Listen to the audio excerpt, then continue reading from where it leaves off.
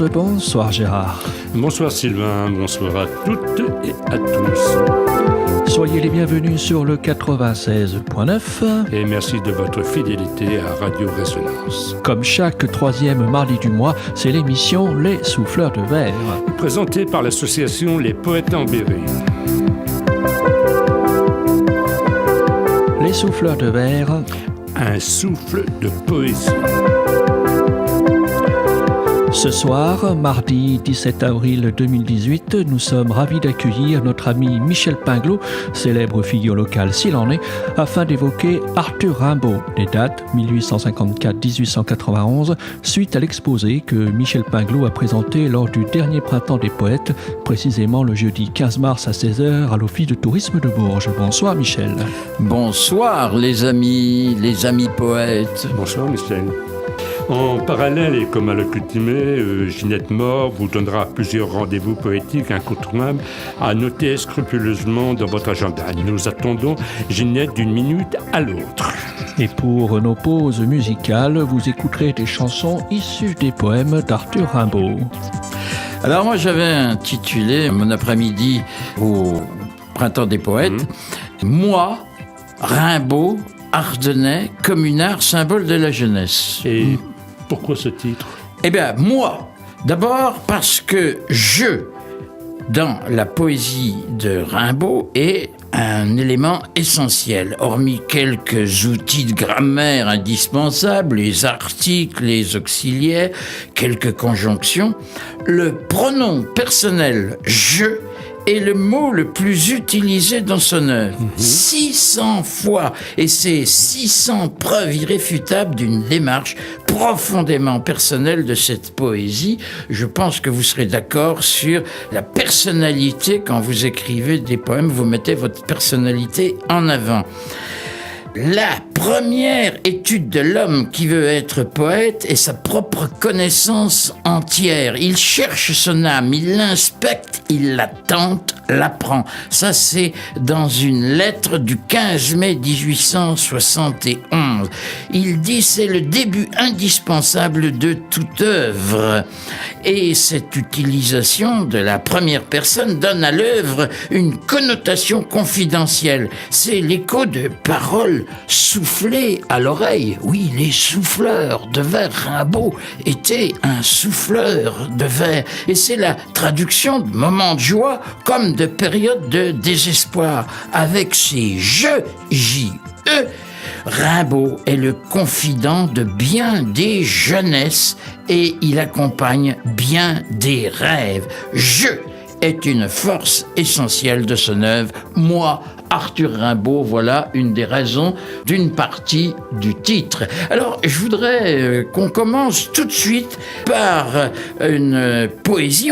Elle sera chantée, poésie célèbre. Et quand je l'ai présentée la première fois, il y a quelques mois, on m'a dit « Ah, dans les mots croisés, c'est donc ça, voyelle de Arthur, blanc ou noir selon Arthur, etc. » Quelqu'un venait de découvrir que les voyelles dans les mots croisés ont une couleur.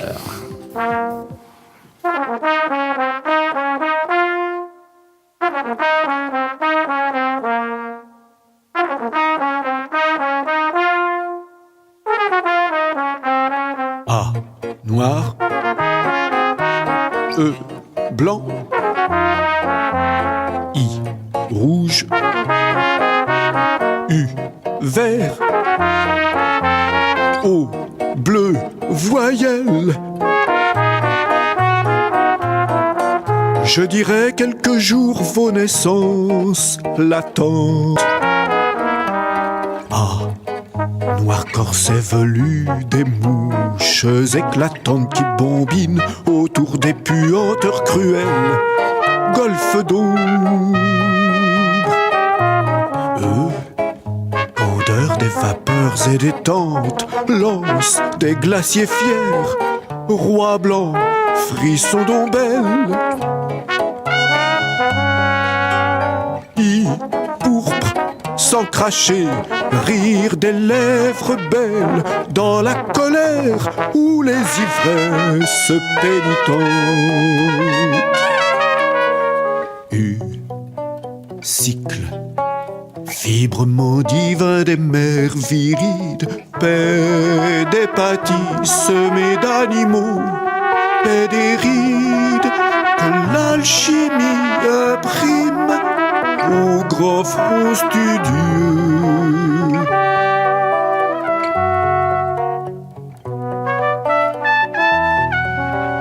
Ô suprême clairon, plein d'esprits d'heures étranges, silence traversé des monstres et des anges. Ô l'oméga, rayon violet de ses yeux.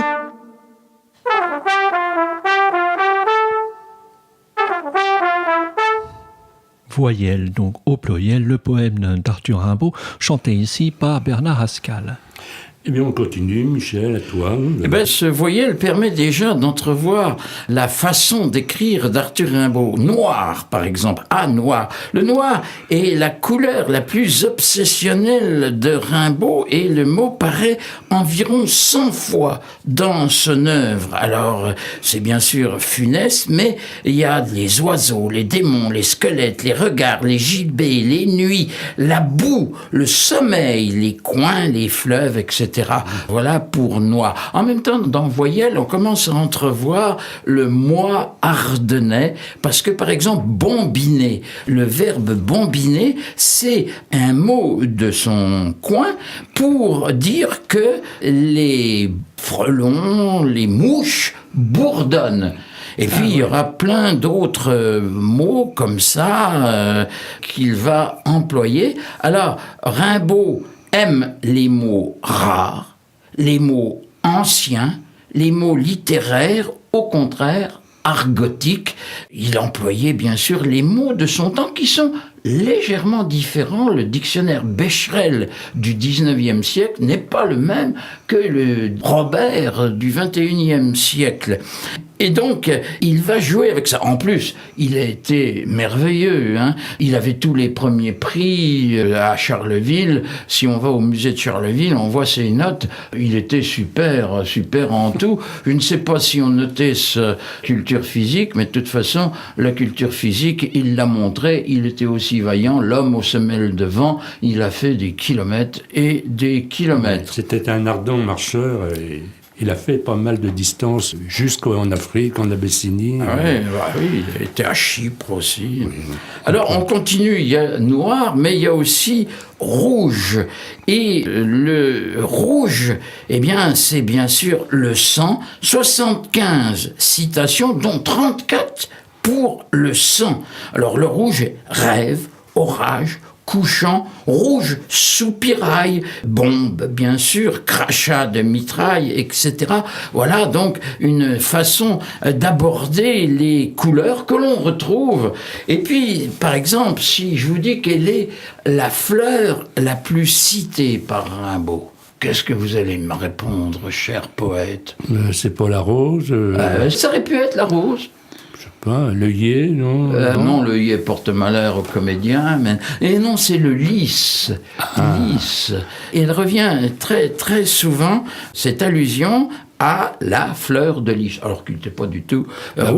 c'était un pur républicain. Oui. La preuve, je vais traiter là tout à l'heure de communard.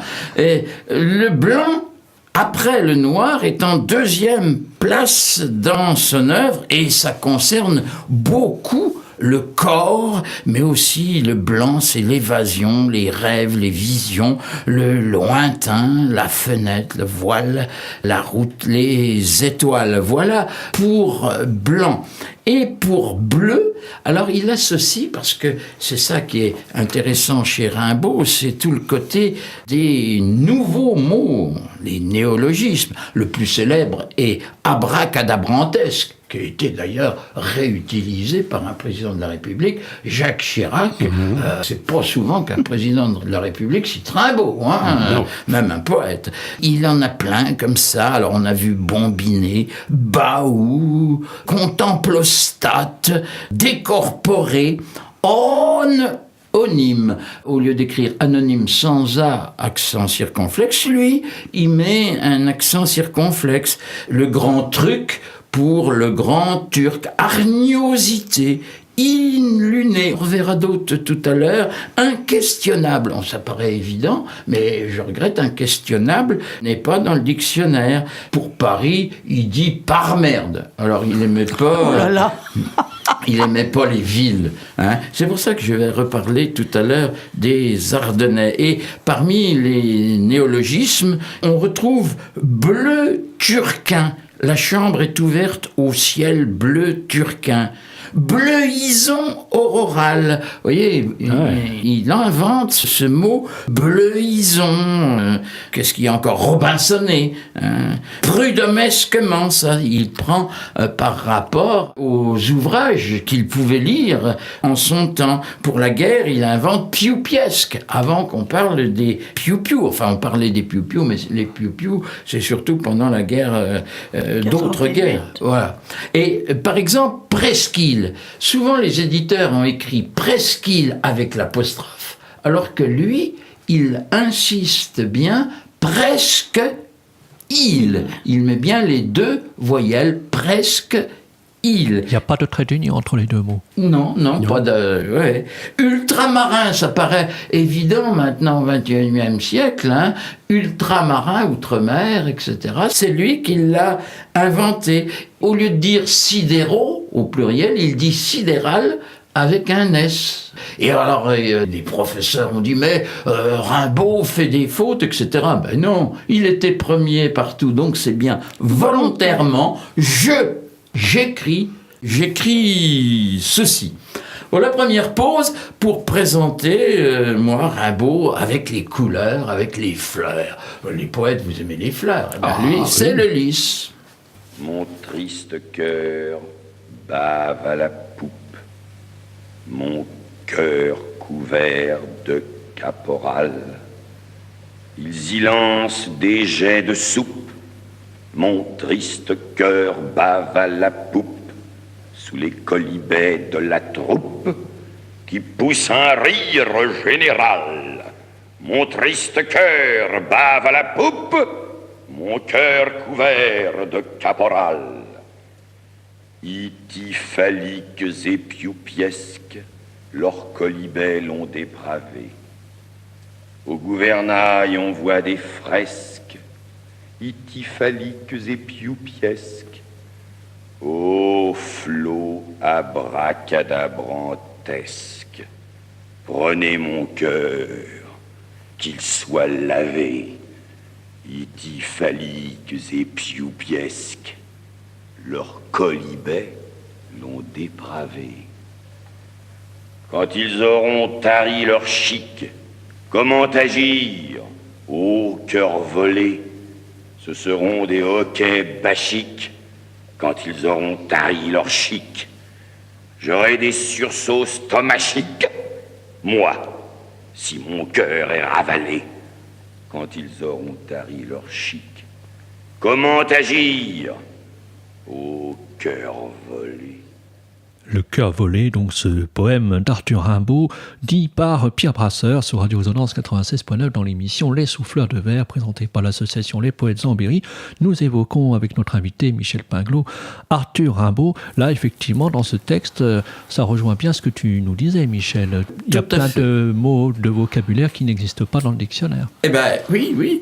Alors, il y a des moments, il réemployait des mots du 19e siècle, mais il avait toujours la volonté de les modifier. Alors, il pouvait prendre des mots latins, il pouvait prendre des mots anglais, des mots allemands, et il les mettait avec ses images à lui. Et puis, il y avait les mots ardennais, parce que, d'ailleurs, il y a un bouquin qui s'appelle de Yanni Hurault, un Ardennais nommé Rimbaud. Yanni Hurault est chroniqueur de journal, il est romancier, et c'est aussi un homme de radio. Donc, il serait très content de savoir que nous faisons une émission sur Rimbaud. Alors, les mots ardennais, par exemple, fouf. Fouf, on s'est posé la question, eh bien, tout simplement, dans les Ardennes, dans l'argot du Nord, c'est le chiffon. plaquer de foufes douloureuses vos tétons laids. Alors c'est en plus rigolo, tétons laids, il s'agit qu'ils ne sont pas beaux, parce qu'on peut penser le lait qui est monté dans les tétons. Décorporé, c'est un néologisme. Je vous rappelle que Roger Martin Dugard, prix Nobel de littérature, a écrit dans le testament du Père Leleu en Berrichon, il est bien corporé. Darne, ça veut dire en patois ardennais, ivre, pris de vertige. Clabaudé, c'est le chien qui aboie, mais sans être sur une piste. Il est vraiment du terroir, et à chaque fois qu'il aura des problèmes, et il en a eu des problèmes dans sa vie, eh bien, d'abord, il aura l'aide de sa sœur Isabelle et de la mère Rimbe, Madame Rimbaud, qui ne l'abandonnera jamais, même si elle n'apprécie certainement pas tous les excès et les fréquentations d'Arthur Rimbaud. Par exemple, bâté. Bon, bâté, ça veut dire chargé d'un bas. Il emploie même une batte qui est dans ce sens-là. Bien sûr, on dit oui, une batte, c'est une batte de baseball. Non, il faisait pas du baseball. Ça n'existait pas à cette époque-là. Voilà, c'était sur un arbre. Alors, par exemple, il aimait bien se promener, donc à Roche, là où il revenait tout le temps. Et moi, à chaque fois que je vais, j'y suis allé il y a 3 jours, là, au lavoir de Roche, là où il a écrit Une saison en enfer, l'émotion remonte et je pleure très souvent en pensant à Rimbaud, qui n'avait plus qu'une jambe et qui continuait à aimer son pays natal, les Ardennes. Et je vais finir par un arbre, l'Aune. L'Aune qu'on peut écrire Aulne ou Aune tout simplement. Eh bien, vous savez quelle est la rivière qui passe à Roche ? La Loire. La Loire, c'est un petit ruisseau qui passe à Roche et c'était un ruisseau bordé d'Aulne. Et évidemment, Rimbaud avait lu Le Roi des Aulnes. Voilà. Donc c'est ça pour vous parler du Rimbaud ardennais. Il emploie la doucette, la mâche. Il pourrait... La doucette. Voilà. C'est le même mot que chez nous, hein ? C'est le même mot que chez nous, effectivement. Eh bien, oui, il a la même politique d'écriture, si on peut dire, que George Sand. George Sand, pour bien se mettre dans le milieu paysan, eh bien, donne des termes imagés paysans. Par exemple, il dit, allez, un dernier, pour dire qu'ils sont simples d'esprit, les paysans ardennais, il dit... Ils sont pleins d'innocence. Innocence. Il écrit comme il parle. Prononce. Voilà.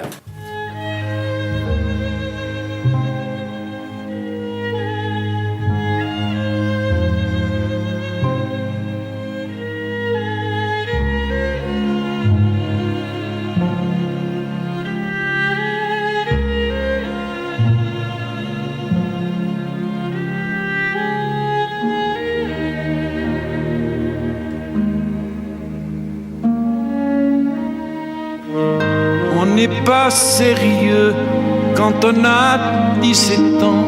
Un beau soir, foin des bocs et de la limonade, des cafés tapageurs aux lustres éclatants. On va sous les tilleuls verts de la promenade.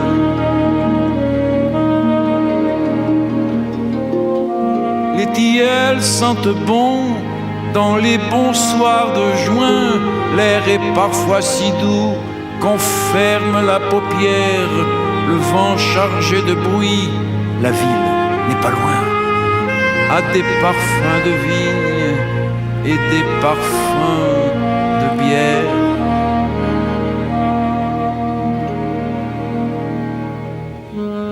Voilà qu'on aperçoit un tout petit chiffon d'azur sombre encadré d'une petite branche piquée d'une mauvaise étoile qui se fond avec de doux frissons, petite et toute blanche.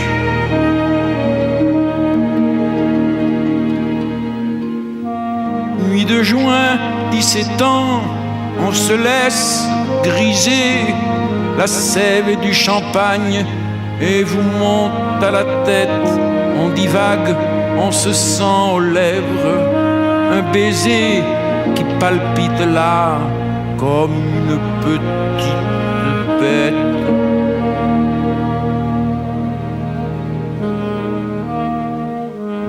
Le cœur fou Robinson à travers les romans, lorsque dans la clarté d'un pâle réverbère passe une demoiselle aux petits airs charmants, sous l'ombre du faux col effrayant de son père.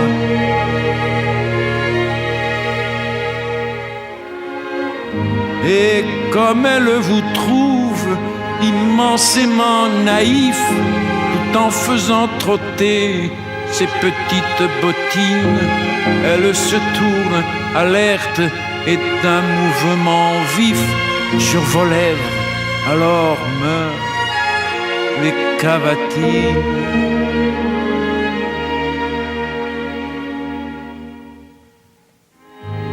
Vous êtes amoureux, loué jusqu'au mois d'août. Vous êtes amoureux, vos sonnets la font rire, tous vos amis s'en vont. Vous êtes mauvais goût, puis l'adorer un soir a daigné vous écrire.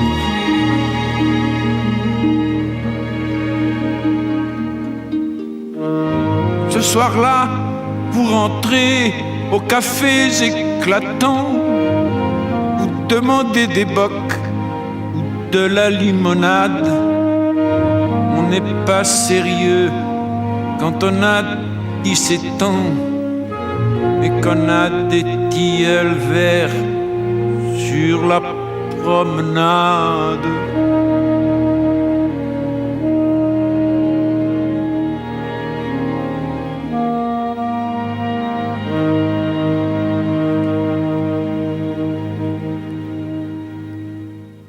Léo Ferré, on n'est pas sérieux quand on a 17 ans, sous-titré roman, mélodie de Léo Ferré gravée en 1986.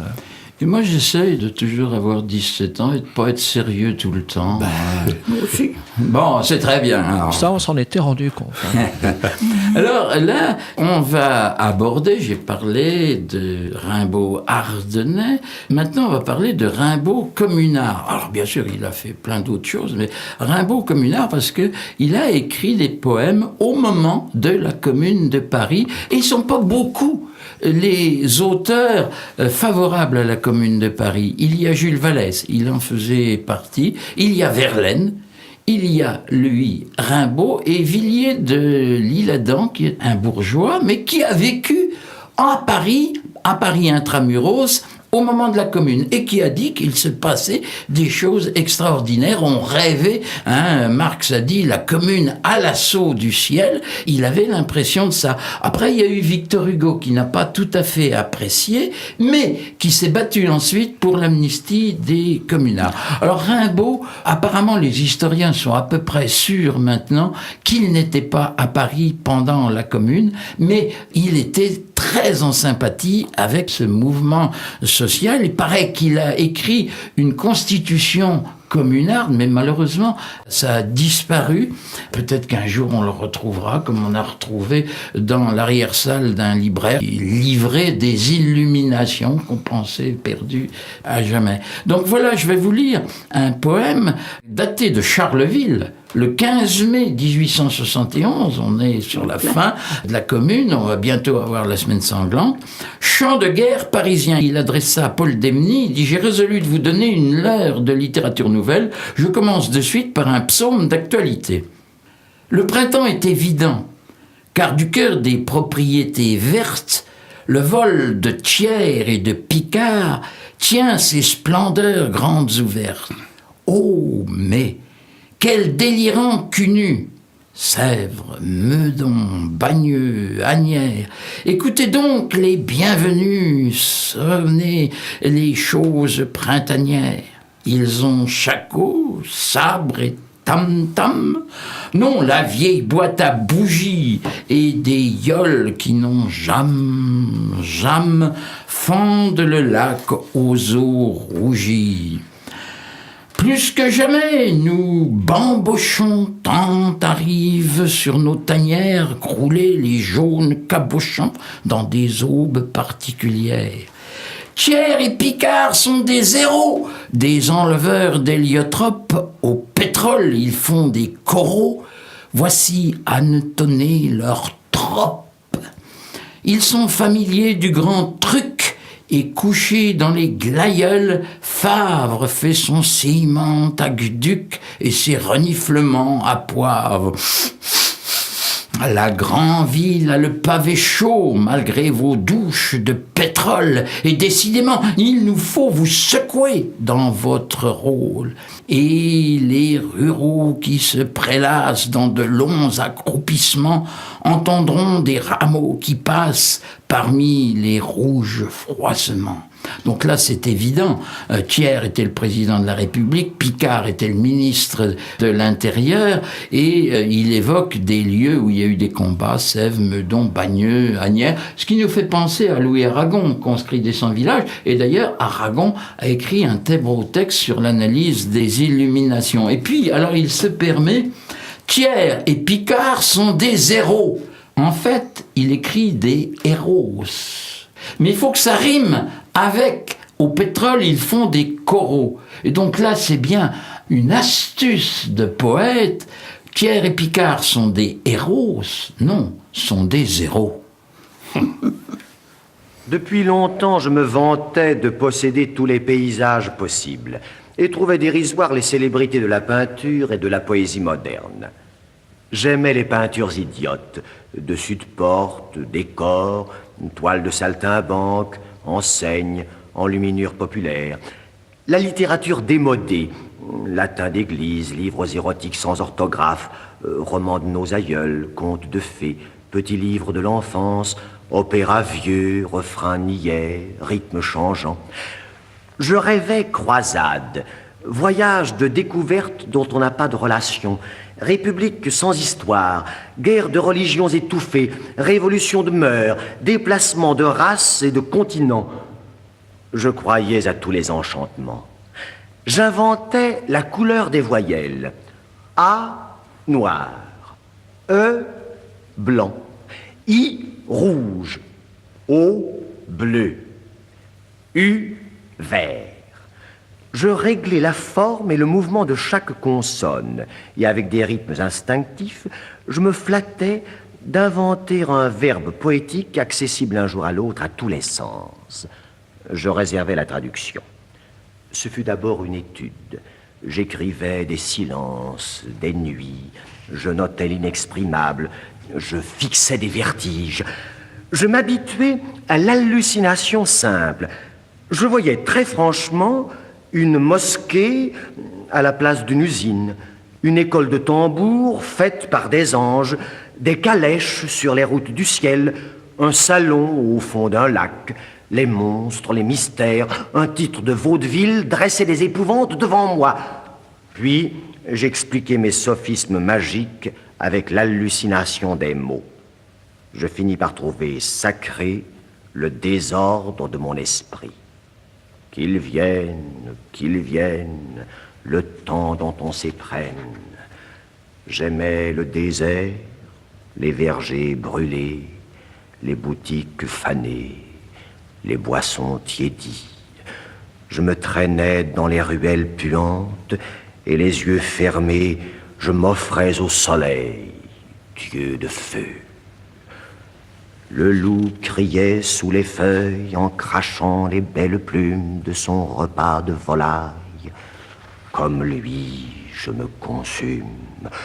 Ô bonheur, ô raison, j'écartai du ciel l'azur qui est du noir, et je vécus, étincelle d'or de la lumière nature. De joie, je prenais une expression bouffonne et garée au possible. Elle est retrouvée, quoi? L'éternité. C'est la mer mêlée au soleil. Je devins un opéra fabuleux. Je vis que tous les êtres ont une fatalité de bonheur. L'action n'est pas la vie, mais une façon de gâcher quelque force, un énervement. La morale est la faiblesse de la cervelle. À chaque être, plusieurs autres vies me semblaient dues. Ce monsieur ne sait ce qu'il fait, il est un ange. Cette famille est une nichée du chien.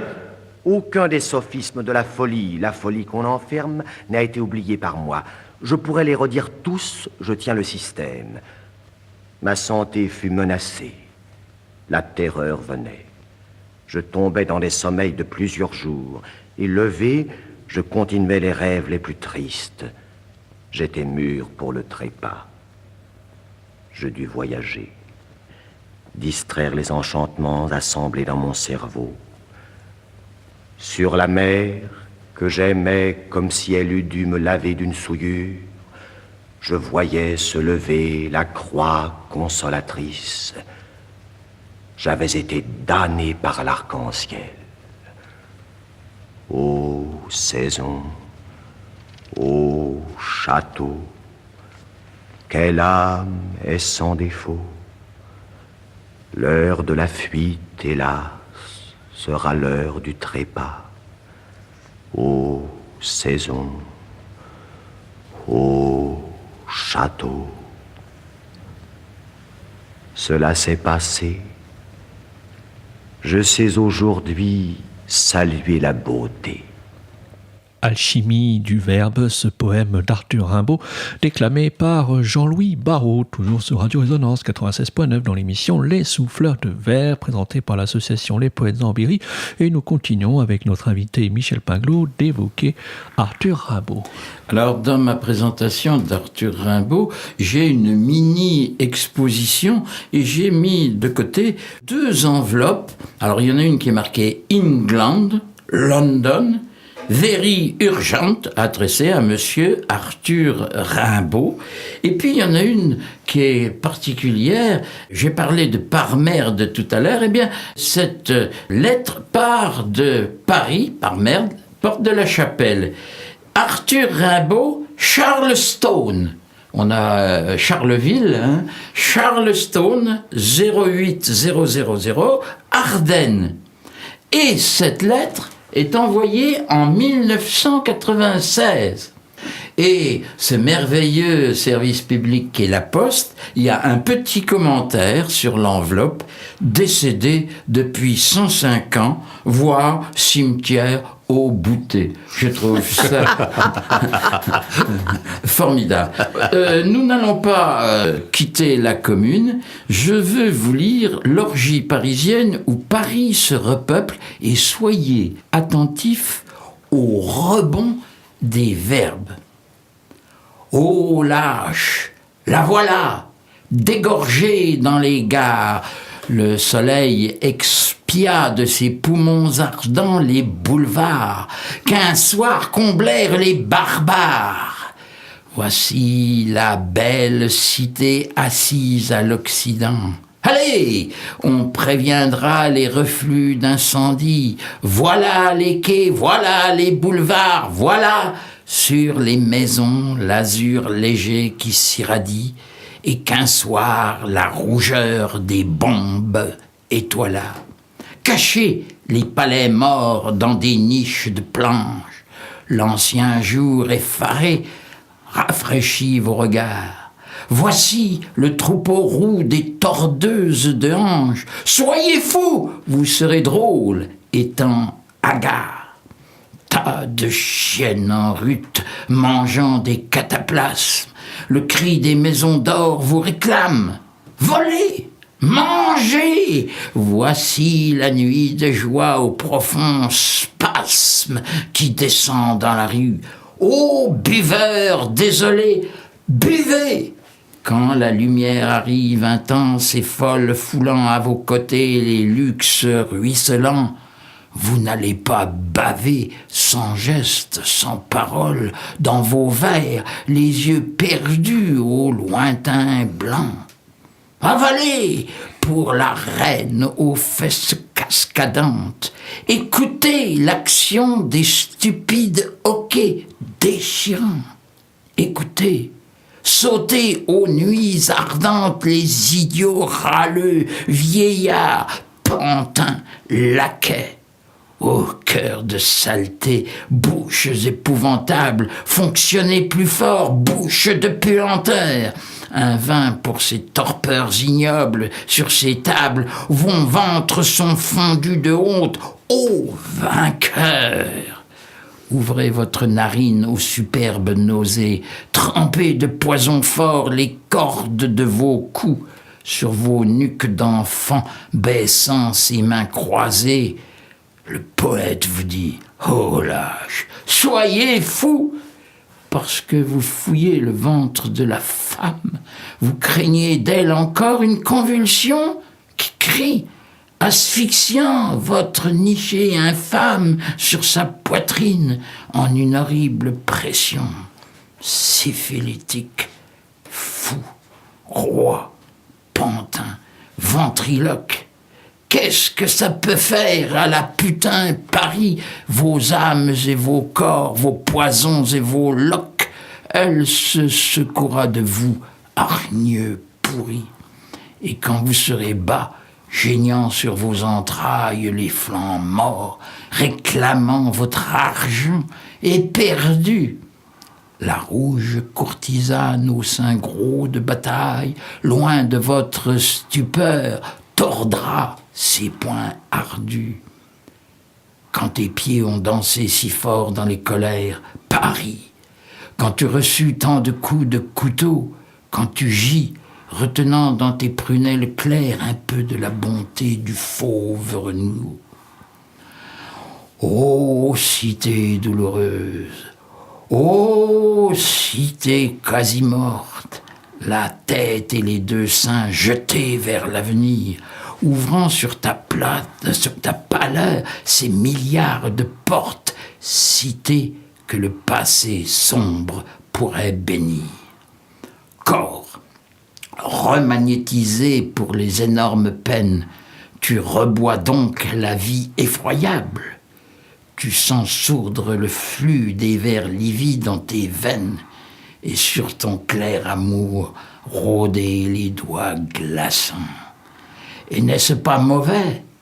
Tes vers livides ne gêneront pas plus ton souffle de progrès que les Strix, les vampires, n'éteignaient l'œil des cariatides ou des pleurs d'or astral tomblaient des bleus degrés. Quoique ce soit affreux de te revoir couverte ainsi, quoiqu'on n'ait jamais d'une cité ulcère plus puant à la nature verte. Le poète dit, splendide est ta beauté, l'orage a sacré ta suprême poésie, l'immense remuement des forces te secoue, ton œuvre bout, la mort gronde. Cité choisie, amasse les strideurs au cœur du clairon lourd. Le poète prendra le flot des infâmes, la haine des forcés, la clameur des maudits, et ses rayons d'amour flagelleront les femmes. Ses strophes bondiront. Voilà, bandits. Société, tout est rétabli. Les orgies pleurent leur ancien râle aux anciens lupanards, et les gaz en délire aux murailles rougies flambent sinistrement vers les azurs blafards. Il oppose bien ici le Paris combattant du Paris de cette bourgeoisie. Oui, les bourgeoises, avec la pointe de leur parapluie, cherchaient dans le ventre des femmes pour les étriper. Et ça, je crois que sans l'avoir vécu, Rimbaud l'a parfaitement écrit, orgie parisienne, où Paris se repeuple.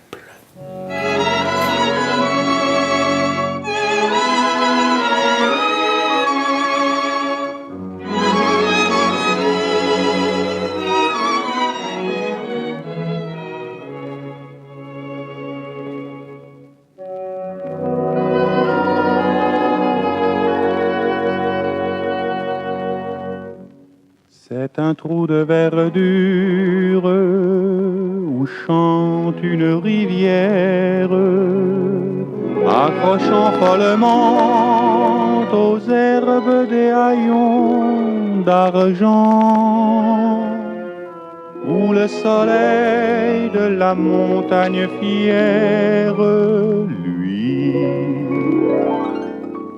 c'est un petit val qui mousse de rayons. Un soldat jeune, bouche ouverte, tête nue, et la nuque baignant dans le frais cresson bleu d'or. Il est étendu dans l'herbe sous la nue, pâle dans son lit vert où la lumière pleut. Les pieds dans les glaïeuls, il dort, souriant comme sourirait un enfant malade. Il fait un somme. Nature berce-le chaudement, il a froid. Les parfums ne font pas frissonner sa narine. Il dort dans le soleil, la main sur sa poitrine.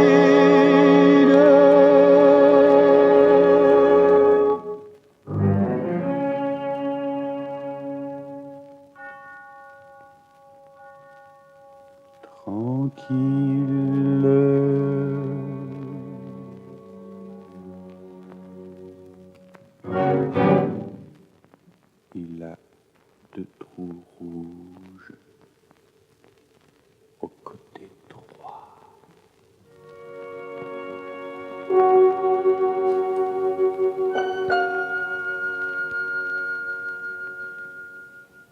Yves Montand, le dormeur du Val, mis en musique par Luc ou Louis Bessières, enregistré en 1952. Et oui, là encore, allusion à l'histoire, hein, c'est la guerre franco-prussienne. De Rimbaud, on a le fameux portrait de Carja, où il est jeune. Alors, malheureusement, la photocouleur n'était pas inventée. Et puis, ceux qui l'ont peint, par exemple, Fantin-Latour, autre représentation symbolique de Rimbaud, dans Coin de table avec Verlaine et avec tout un groupe de poètes. D'ailleurs, il les a assez fait suer par ce attitude de jeune adolescent provocateur. On ne voit pas qu'il a les yeux bleus. Il paraît qu'il avait de merveilleux yeux bleus, bleus comme le ciel pour cet homme aux semelles de vent. Alors, la photographie de Carja a été reprise, hein, c'est celle où il a son petit nœud de cravate de travers. Alors, des artistes l'ont reprise, cette photo. Ernest Pignon-Ernest, qui au moment de 71, au moment du centenaire de la Commune, en avait mis partout autour du Sacré-Cœur. Picasso a refait un portrait de Rimbaud à partir de cette photo. Et là, dernièrement, à Bruxelles, il y avait une exposition Fernand Léger et il y avait le portrait d'Arthur Rimbaud fait par Fernand Léger. Puis il a été détourné, je veux dire, on le voit par exemple en Marcel, fumant la cigarette, etc. Donc là, on l'utilise, symbole de la jeunesse. Alors, je veux y arriver, ce symbole de la jeunesse. Alors, j'ai donné beaucoup d'informations. C'est grâce à Claude Jean Collat qui a écrit un dictionnaire Rimbaud aux éditions Balland. Alors, c'est formidable ce bouquin parce que on explique tous les mots du vocabulaire Rimbaud. Il y a là, au mot Rimbaud toute sa vie. Il y a un vocabulaire géographique aussi, Charleville, Bouillon, Charleroi, Bruxelles, Chypre. Et puis aussi, alors qu'il n'écrivait plus de poèmes, toute une allusion à Rimbaud l'Africain, parce qu'il a quand même écrit une correspondance quand il était en Afrique. Et j'ai évoqué tout à l'heure le président Chirac. Je veux rendre hommage aussi à un homme politique qu'on a bien connu dans le Cher, c'est Monsieur Degnaud.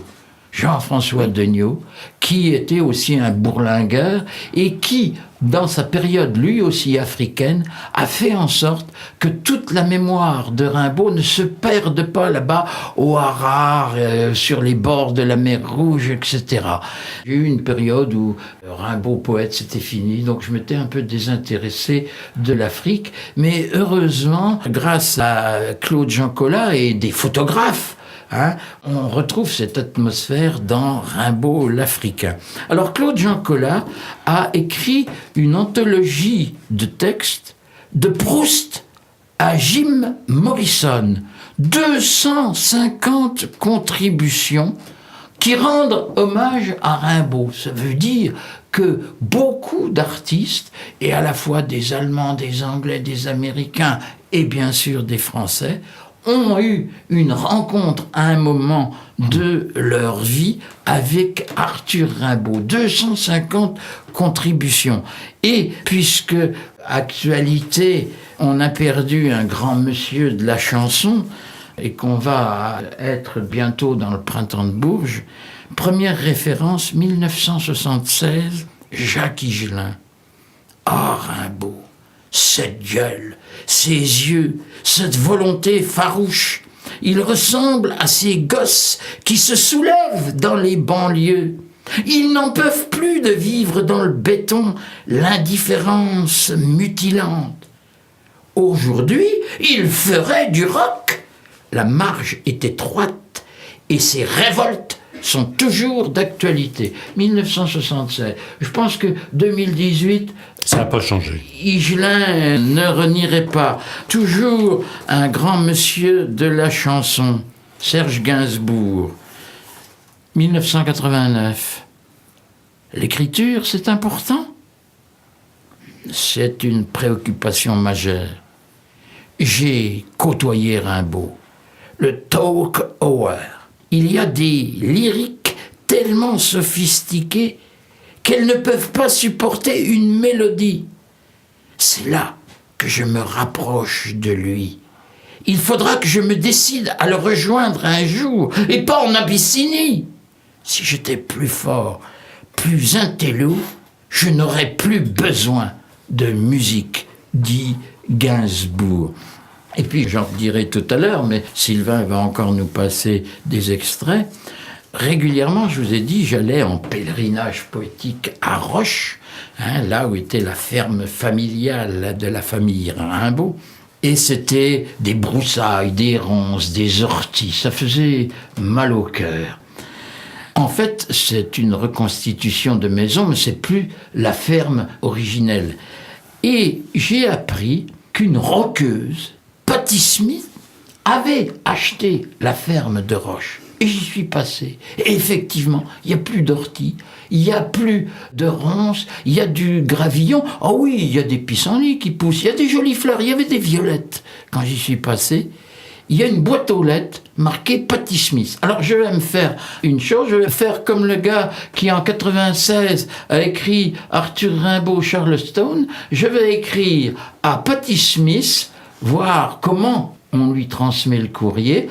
Place Arthur Rimbaud, place Arthur Rimbaud, Roche, Attigny, c'est la commune où se trouve Roche. Je verrai bien ce qui se passe. Mais en tout cas, Patti Smith dit, un matin, une centaine d'années avant que Little Richard baptisa l'Amérique au rock'n'roll, Arthur et Frédéric et leurs sœurs Isabelle et Vitalie avançaient dans les rues de Charleville en rubans blancs et vêtements bleus pour recevoir leur première communion. Près de l'église, c'est Arthur qui brisa la formation et cria aux autres enfants Rimbaud de venir courir avec lui à travers champs derrière la chapelle, passer le pont dans les eaux froides et étriquées qui conduisaient au sang chaleureux du Christ. Patti Smith. Alors il y en a une autre en anglais, mais celle-là je ne vous la dirai pas, j'aurais l'impression d'être trop berrichot ardennais dans un texte anglais.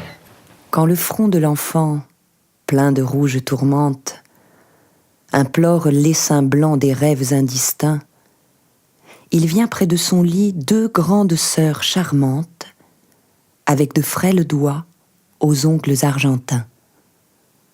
Elles assoient l'enfant devant une croisée, grande ouverte, où l'air bleu baigne un fouillis de fleurs, et dans ses lourds cheveux où tombe la rosée, promènent leurs doigts fins, terribles et charmeurs. Il écoute chanter leurs haleines craintives, qui fleurent de longs miels végétaux et rosés, et qu'interrompt parfois un sifflement, salive reprise sur la lèvre ou désir de baiser. Il entend leurs cils noirs battant sous les silences parfumés, et leurs doigts électriques et doux font crépiter, parmi ces grises indolences, sous leurs ongles royaux, la mort des petits poux. Voilà que monte en lui le vin de la paresse, soupir d'harmonica qui pourrait délirer. L'enfant se sent, selon la lenteur des caresses, sourdre et mourir sans cesse un désir de pleurer. Les chercheuses de poux, ce poème d'Arthur Rimbaud, ici lu par Sylvia Berger. Radio Résonance 96.9, Les Souffleurs de Verre, l'émission comme chaque troisième mardi du mois, proposée et présentée par l'association Les Poètes en Berry. On fait une petite pause par rapport à Arthur Rimbaud. On espère que vous êtes bel et bien munis d'un papier et d'un crayon, puisque c'est l'heure de l'agenda de Ginette, qui est arrivée, discrètement, mais qui est arrivée. Alors, en avril, nous avons une date, le jeudi 26 à 20h30, rencontre au relais de Chino à Issoudun. Je rappelle qu'on peut y manger à partir de 19h30, mais qu'il faut téléphoner pour réserver au 02 54 03 09 83, une semaine à l'avance. Ensuite, nous avons quelques lectures en avril. Le mercredi 18 à 15h à la médiathèque d'Orval. Le lundi 23 à 14h15 au foyer logement Hector Bernard à Saint-Doulchard. Et le samedi 28 à 15h à la bibliothèque de Sancergues. Pour le mois de mai, vendredi 11 à 19h, rencontre au Moulin de la Oiselle à Bourges. Le jeudi 17 à 21h, le café poésie à la soupe aux choux. Je rappelle que la soupe aux choux est fermée pendant 15 jours suite au printemps de la chanson. À la soupe aux choux, on peut manger à partir de 19h30. Vendredi 25, de 15h à 17h, les rencontres au hameau de la Fraternité à Bourges. Et le jeudi 31, au relais de Chino à Issoudun, repas possible à partir de 20h. Il faut téléphoner au 02 54 03 09 83, une semaine à l'avance. Quant aux lectures, les dates ne sont pas fixées. Merci Ginette, je compléterai cet agenda en vous signalant ou en vous rappelant le spectacle Basculade ou L'étrange ardeur de Marcel Bascoulard, écrit par Elisabeth Woznicka, qui fut présenté en ouverture du Printemps des Poètes le samedi 3 mars dernier au centre de loisirs de Saint-Doulchard. La mise en scène est de Jean-Claude Dassonville, c'est interprété par la compagnie Cloche Perce, théâtre, poésie. Personnellement, sans le faire exprès, j'y dis des vers d'Arthur Rimbaud, étrange et heureux hasard. Donc ce sera le vendredi 20 avril à 21h à la salle du Duc Jean à Bourges. Si l'entrée est libre, nous vous recommandons chaleureusement, car là on a déjà dépassé la centaine de réservations, on ne peut accueillir que 200 personnes. Vous pouvez appeler soit le 06 83 11 97 71, 06 83 11 97 71 ou le 06 74 93 78 62, 06 74 93 78 62.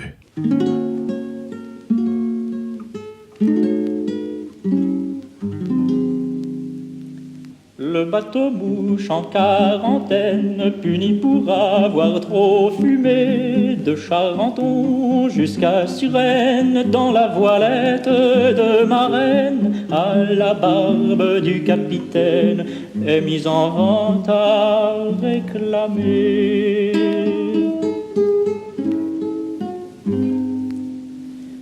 Qu'il en avait chargé des peines en promenade aller-retour, des sourires pour les étrennes des serments à fin de semaine, quand pour 10 sous une sirène reprenait l'air du point du jour.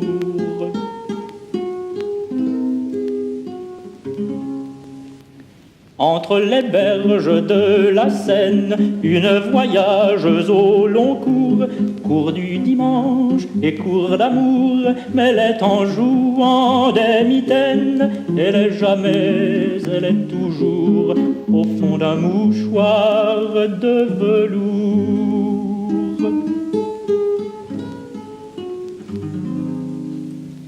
Belle passagère qu'entraîne une rumeur de revenants. Au guet sachez que la sirène avait la voix de ma marraine, et que Nemo, le capitaine, est mort sans lui laisser d'enfants.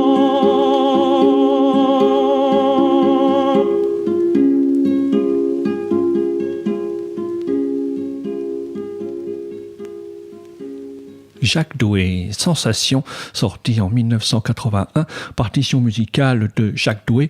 Pour les arrangements à la guitare, citons principalement Jacques Doué et Henri Crolla. Quant aux arrangements et ensembles instrumentaux, Yves Prin, Philippe Gérard, Maurice Villard et le bassiste Pierre Rabat. Eh bien, continuons notre voyage avec Rimbaud. Je t'écoute, Michel.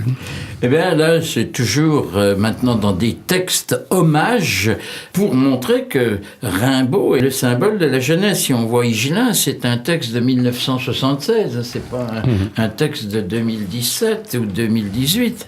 Eh bien, là, j'ai choisi aussi Alain Fournier. Le grand mot est aussi une évocation de la jeunesse, des rêves de jeunesse. Eh bien, voilà ce qu'il dit, Alain Fournier. Je vais sans doute travailler un peu et écrire un peu. Je cherche à préciser avec toi mes formules. Je voudrais exprimer le mystère du monde inconnu que je désire. Les esquisses de Rimbaud. L'homme qui, le premier, a senti qu'il y avait un autre paysage correspondant à l'impression vertigineuse qu'il avait d'une matinée d'été. Certainement, ce sont des hallucinations qu'il décrit, mais qui n'ont rien de morbide. Ce sont les impressions que nous avons tous eues d'une matinée d'été, d'un soir de fête, d'un très ancien souvenir d'enfance, mais intense cette fois, jusqu'à s'exprimer, jusqu'à se décrire. Il note l'impression première, puis défilé de féeries correspondantes. Ce formidable individu qui a fait tout cela le premier, et qui a compris ce qu'il faisait, ce qu'il avait fait. Citation d'une saison en enfer, 1873. Je me flattais d'inventer un verbe poétique accessible à tous les sens. J'écrivais des silences, des nuits. Je notais l'inexprimable. Je fixais des vertiges. Citation rapportée par Alain Fournier dans un texte du 15 décembre 1906. Et Alain Fournier est en pleine jeunesse, puisqu'il a disparu en 1914, malheureusement. Voilà pour Alain Fournier. Bon, il y a une citation de Pier Paolo Pasolini. Là, il y a 5 mots. Rimbaud, mon contemporain, mon castrateur. Oh. C'est fort, c'est puissant. Ah ouais, c'est Pasolini. Un prix Nobel de littérature, Bob Dylan. Ah, oui. Oui, Rimbaud a eu une grande influence sur moi. Quand je suis en tournée et que je veux lire quelque chose qui me touche, j'entre dans une librairie et je lis ses paroles. 11 septembre 1976, à ce moment-là, Bob Dylan ne rêvait certainement pas d'être prix Nobel de littérature, mais de bien chanter et de beaux textes. Alors je pense que c'est une chanson, les fans de Bernard Lavilliers vont peut-être la fredonner pendant que je vais le dire, tout simplement « Pauvre Rimbaud ». Ah, qui sont beaux tous ces pseudo-artistes. Ah, qu'ils sont beaux les rigolos du père Lafritte, avec leur petit sac sur le dos, bohème caustique, ça joue en fa, et ça joue faux, la belle zizique. Pauvre Rimbaud, si tu revenais de ton Afrique, pauvre Rimbaud, si tu revenais, tu serais triste. Tu verrais des générations apoplectiques conserver des conversations très anarchiques. À Notre-Dame, il y a des poux démocratiques. Faut voir la scène avec ses algues allégoriques. Ça fait rêver les petits bourgeois, c'est ça qui est chic. Ça fait pâmer les petites nanas. C'est ça qui est triste. Pauvre Rimbaud, si tu revenais de ton Afrique.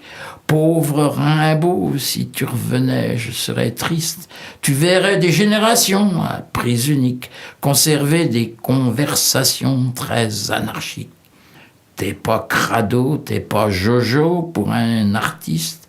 La bohème, ça se mesure à l'épaisseur des tifs. Moi j'en ai marre des rigolos et de leurs coliques. Je les laisse jouer en fa, en do, s'ils ont des tics. Mon vieux Rimbaud, tu reviendras pas de ton Afrique. Mon vieux Rimbaud, t'avais des cheveux, t'avais des tripes d'être tendre et mauvais larron. Des profondis. Parqués entre des bancs de chêne, au coin d'église qu'attiédit puamment leur souffle, tous leurs yeux vers le cœur ruisselant d'Ori et la maîtrise, au vin-gueule gueulant les cantiques pieux, comme un parfum de pain humant l'odeur de cire, heureux, humiliés comme des chiens battus. Les pauvres, au bon Dieu, le patron et le sire, tendent leurs orémus, risibles et têtus. Aux femmes, c'est bien bon de faire des bancs lisses après les 6 jours noirs où Dieu les fait souffrir.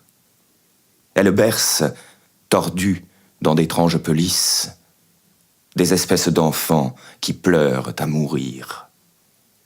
Leurs seins crasseux dehors, ces mangeuses de soupe, une prière aux yeux et ne priant jamais, regardent parader mauvaisement un groupe de gamines avec leurs chapeaux déformés. Dehors, la nuit, le froid, la faim, l'homme en ribote. C'est bon. Encore 1 heure. Après, les mots sans nom. Cependant, alentour, Jeun, Nasie, chuchotent une collection de vieilles affanons. Ces effarés y sont, et ces épileptiques dont on se détournait hier au carrefour. Et, fringalant du nez dans des micelles antiques, ces aveugles qu'un chien introduit dans les cours. Et tous, bavant la foi mendiante et stupide, récite la complainte infinie à Jésus qui rêve en haut, jauni par le vitrail livide, loin des maigres mauvais et des méchants pensus, loin des senteurs de viande et d'étoffes moisies, farce prostrée et sombre gestes repoussants. Et l'oraison fleurit d'expressions choisies, et les mysticités prennent des tons pressants, quand, des nefs où périt le soleil, plis de soie, banal, sourire vert, les dames des quartiers distinguées. Ô Jésus, les malades du foie font baiser leurs longs doigts jaunes au bénitier. Les pauvres à l'église, ce poème d'Arthur Rimbaud, ici récité par Éric Génovèse, toujours sur Radio Résonance 96.9 dans l'émission Les Souffleurs de Verre, proposée et présentée comme chaque 3e mardi du mois par l'association Les Poètes en Berry avec Michel Pinglot, notre invité. Nous continuons de parler d'Arthur Rimbaud. Et en plus, je suis très content de ce montage qui allie des grands du spectacle vivant avec ma modeste contribution. Et ce montage me paraît fort intelligent de la part des concepteurs de cette émission. Moi, j'ai juste apporté voyelles, vous avez apporté tous les autres textes et chansons. Bravo, merci. Bon, c'est un petit peu improvisé. Nous devions avoir un invité, malheureusement, qui a des petits ennuis de santé. Donc, c'est une émission préparée un petit peu à la va-vite. Voilà. Le principal, c'est qu'on ait réussi à te faire plaisir et à faire plaisir à nos auditeurs. Ah ben, j'espère qu'ils vont lire Rimbaud, que justement, justement, ils vont retrouver de la jeunesse. Et j'espère qu'ils vont voir Rimbaud d'un autre œil. Léo Ferré, en plus c'est écrit, manuscrit dans le bouquin. Rimbaud, c'est le verbe clair. C'est la marée impatiente qui semble faite pour toi quand tu le prends dans les yeux. Rimbaud, c'est le sourire du large, la passion des mots au fond de ta gorge. Crie, crie, crie, et tu lui ressembleras. Rimbaud, c'est la folie à l'âge de 15 ans, 16, 17, 18, je vais rajouter 72. Le génie, pourquoi vient-il? Comment s'en va-t-il? En Afrique, auprès d'un éléphant qu'on vient de chasser, à Marseille, dans un hôpital, à Charleville avec Isabelle. La mort, en 1891. Et non, pour Ferré, Rimbaud n'est pas mort. 2 encore, Blaise Cendrars, poète. Et puis, on a tant parlé de Rimbaud durant ces 10 dernières années, texte de 1941, qu'il serait temps de lui ficher la paix. Car à quelle sauce ne l'a-t-on pas arrangé, ce pauvre vieux, lui qui avait tout brûlé et nous avait dit merde à tous avant de partir pour son grand voyage. Et dire que cette leçon n'a servi à rien. Heureusement qu'on n'a pas écouté Blaise Cendrars et qu'on continue à embêter. Alors tous les ans, il y a des publications, alors notamment sur Voyelle, il y a plein de choses qui sortent. Là, dernièrement, il y a encore quelqu'un qui a trouvé une interprétation psychanalytique, érotique des voyelles, et beaucoup s'y sont essayés. Louis Aragon, 1918, le jeune Aragon. Un matin triste, j'ai ouvert les illuminations et voici que s'effaça le décevant visage de la vie. Je rappelle pour les auditrices et les auditeurs que les illuminations sont un recueil de différents poèmes créés par Arthur Rimbaud. Il va évoquer maintenant en 1930 une saison en enfer, Aragon. Une saison en enfer marque quand le 19e siècle commence à décliner la liquidation du compromis poétique qui avait rendu acceptable aux romantiques, tout compte fait de leurs égards de langage, la vie française, le bonheur établi. C'est à cet égard que ce texte constitue un véritable danger social, auquel, on l'a suffisamment vu, la résignation chrétienne ne suffit pas à remédier. Il n'est plus permis d'ignorer le dilemme rimbaldien du fait qu'il a été posé, et qu'il n'est plus possible de ce fait que l'activité poétique soit exercée encore à titre de jeu. Désormais, la poésie engage l'homme dans sa vie, et l'homme n'est rien qui n'est pas d'abord venu au bord de ce gouffre où Rimbaud, fatalement, le mène. 1930.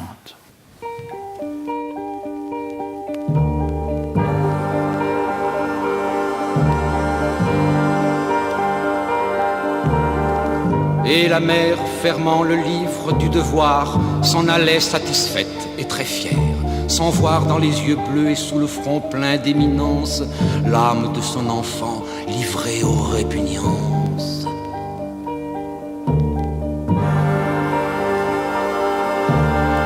Tout le jour il suait d'obéissance, très intelligent, pourtant d'éthique noire quelques traits semblaient prouver en lui d'âcres hypocrisies. Dans l'ombre des couloirs aux tentures moisies, en passant il tirait la langue, les 2 poings à laine, et dans ses yeux fermés voyait des points.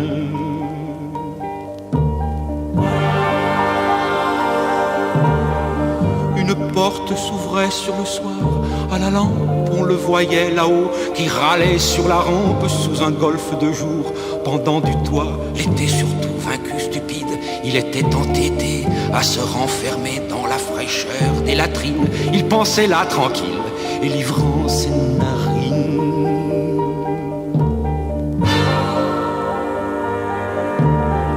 Quand lavait des odeurs du jour, le jardinet derrière la maison, en hiver s'illuminait, gisant au pied d'un mur enterré dans la Marne. Et pour des visions écrasant son œil d'Arne, il écoutait grouiller les galeux espaliers.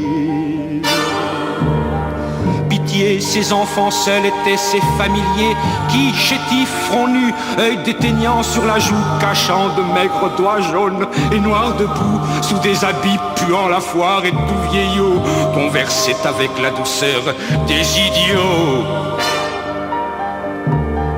Et si, l'ayant surpris à des pitiés immondes, sa mère s'effrayait, les tendresses profondes de l'enfant se jetaient sur cet étonnement. C'était bon, elle avait le bleu regard qui ment.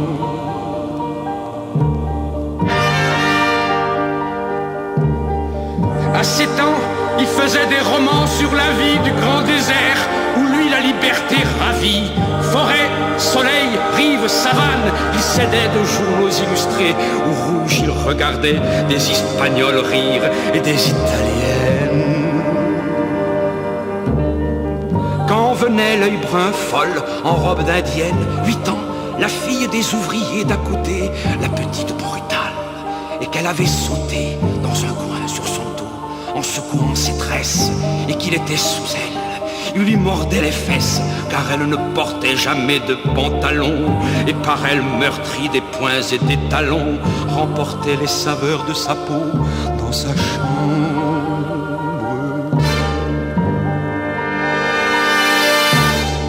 Il craignait les blafards dimanches de décembre, où, pommadé sur un guéridon d'acajou, il lisait une Bible à la tranche verchou. Des rêves l'oppressaient chaque nuit dans l'alcôve.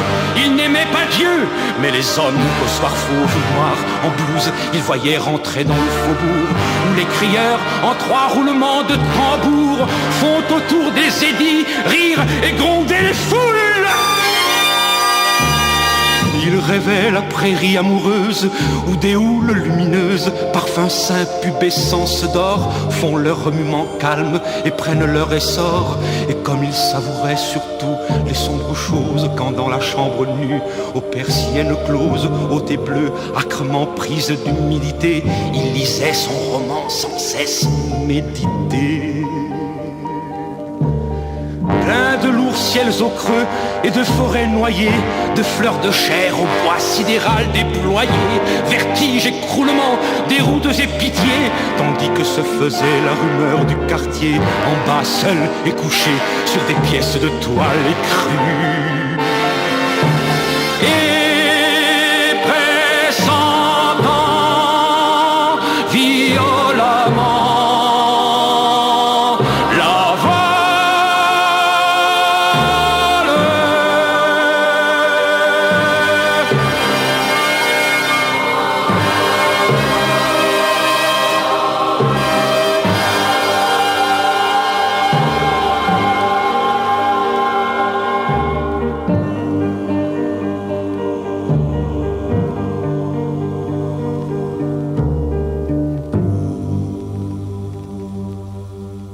Léo Ferré avec ce poème d'Arthur Rimbaud, Les poètes de 7 ans, musique de Léo Ferré accompagné par Jean-Michel Defay et son orchestre. Un mot de conclusion, Michel ? Je veux encore vous souffler 2 infos.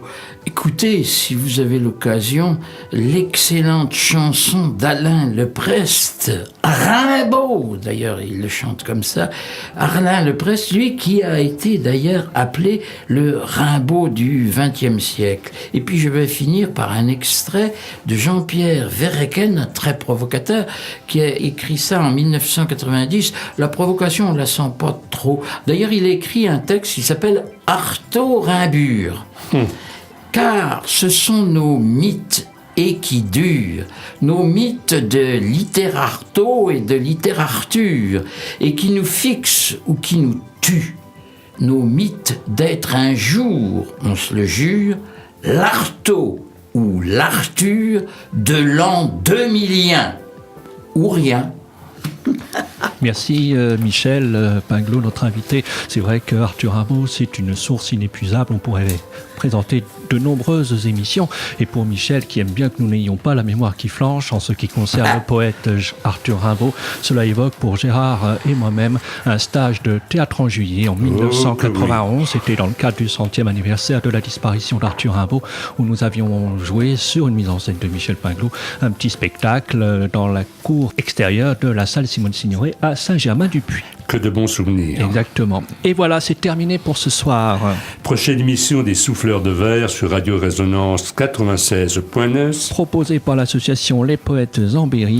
Ce sera le mardi 15 mai à 19h10. À l'instant où nous vous parlons, nous ne savons pas encore qui nous aurons le plaisir d'accueillir, encore moins quel serait le thème évoqué. Nous vous souhaitons une excellente soirée. Merci pour votre écoute, soit sur le 96.9 en FM, soit sur le site de la radio www.radio-résonance.org www.radio-résonance.org. En parallèle, Gérard et moi-même vous donnons rendez-vous dans le cadre de l'émission Les Musiques Pittoresques le samedi entre 10h et midi, toujours sur Radio Résonance. Et personnellement, je vous convie aussi tous les dimanches à 23h, mais aussi les lundis à 19h, bien évidemment sur le 96.9 pour Musique Ça Tourne, magazine musical du cinéma. Et n'oubliez pas... Les Souffleurs de Verre, un souffle de poésie. Merci à notre invité Michel Pinglot.